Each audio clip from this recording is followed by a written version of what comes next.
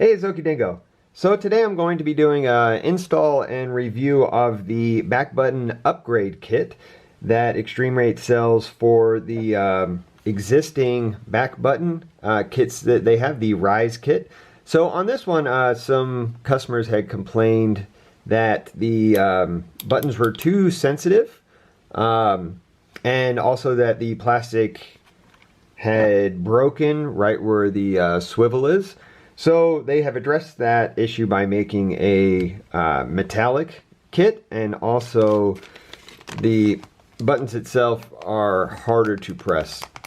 So they shouldn't be as sensitive and they should be a lot more sturdy. So yeah, let's get into the unpackaging.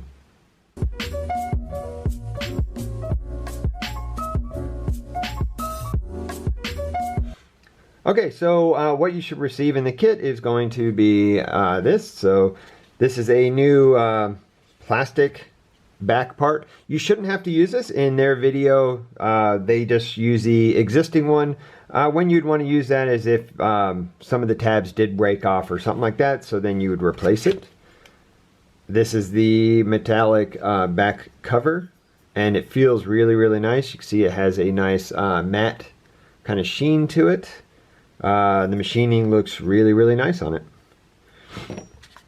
Then there is a, if I can get it out, this is going to be the button, which will slot in here. There you go. Then you will have the K2 button, which again feels really nice. The nubs feel really good. And the K1. So on the plastic ones, this is where I think some people had them crack. Yeah. Then next is the electronics. So this is the new board. And once I get the old one out, we'll compare the clickiness of it.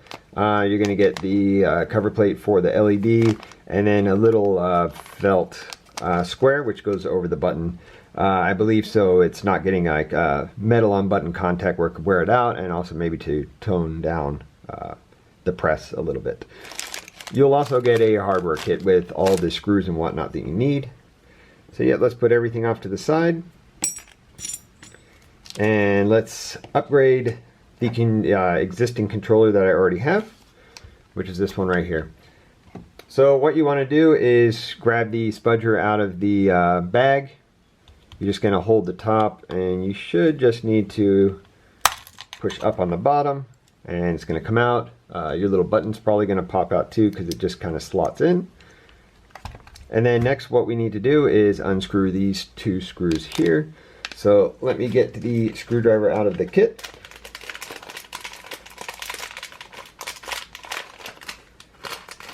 Now I normally use my my own iFixit screwdrivers, but you know, I'll use this one since it's just for these screws. And hopefully you can see that.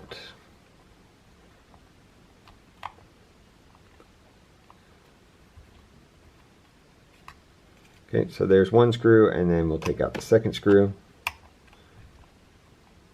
It's always so difficult not to cover up the camera, plus, you know, get these screws out without stripping them out. Okay, so once you're there, what you're going to do is carefully, you're going to pull this up. And then what eXtremeRate says is to pull this out about 3 centimeters. I have enough room to pull mine out and get it off, so I'm just going to do it right here. I don't really feel the need to pull it out.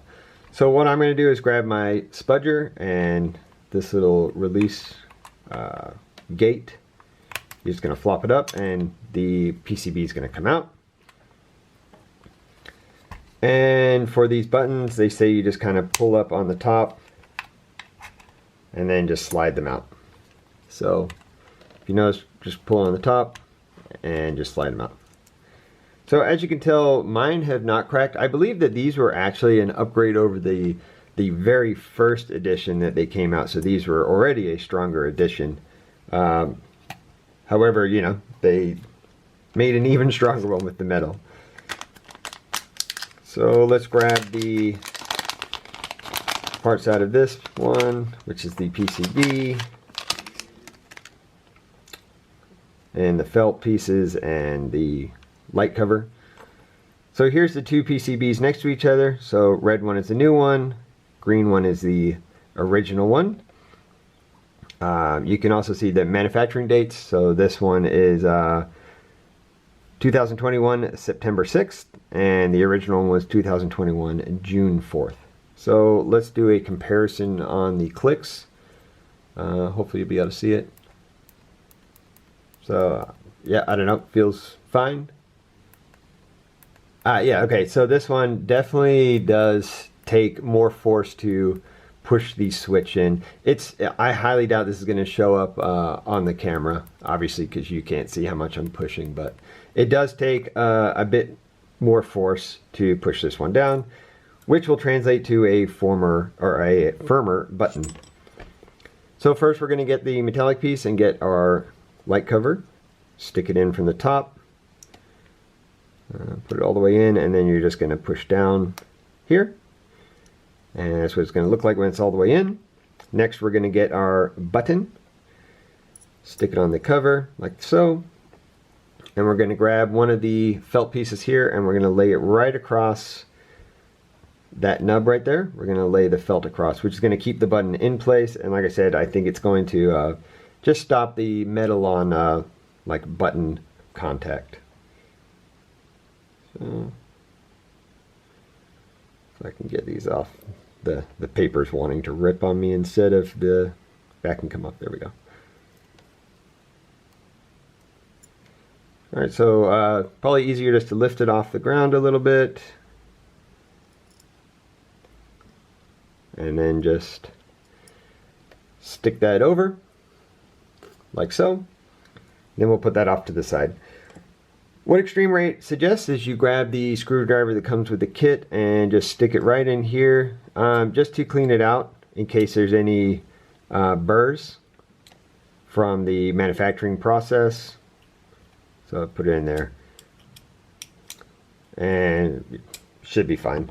I looked in there and I really don't see any burrs, but yeah, I think it's going to be just fine. Yep. Okay, so we will grab our controller again. And let me see if I can get this ribbon cable. Okay, so I got it out just a little bit more, just to give me a touch more room. What we'll do is we'll put the posts in here, which mine slid in perfect. And just like the original kit, you're going to just slot them in, like so, like so. Then we'll get our next one, put the pin in, and we're just going to, once again, push it in, and we are in place. Then we are going to grab the PCB, and on this gate, you're going to open that gate up. Alright, sorry about that, but camera died.